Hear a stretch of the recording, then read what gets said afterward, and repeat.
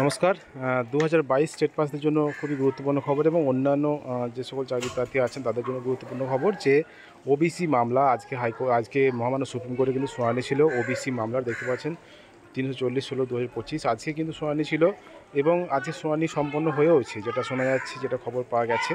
তো সেখানে কিন্তু বিভিন্ন বিষয় উঠে এসেছে এবং শুনানি যেটা শোনা গেছে যে ভালোই শুনানি হয়েছে ওবিসি মামলা নিয়ে। এবং এই ম্যাটারটা কিন্তু যেটা বলা হয়েছে যে আপডেট যেটা শোনা গেছে যে এই ম্যাটারটা নাকি হাইকোর্টকে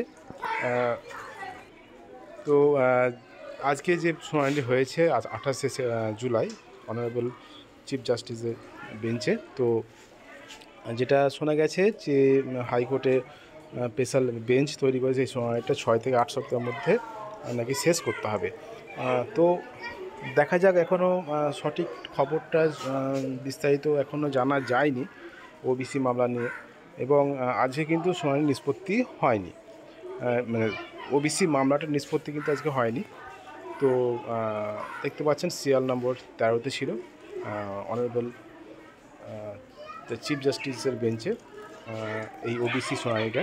তো দেখা যাক কি হয় পরবর্তী সময়ে এই মামলার গতি প্রকৃতি কি হতে পারে, কি হতে না পারে সেটা পরবর্তীতে। যে 76টি জনগোষ্ঠীকে ওবিসি ক্যাটাগরিতে অন্তর্ভুক্ত করার জন্য যে সময় দিয়েছিল রাজ্য সরকার, এবং সেখানে কিন্তু 76টি ক্যাটাগরি থেকে অন্তর্ভুক্ত করা হয়েছিল, সেটা নিয়েই কিন্তু এই মামলা।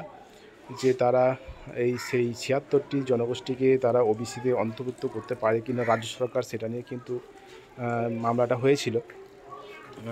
তো যাই হোক, এখনও কিন্তু শুনানিটা নিষ্পত্তি হয়নি।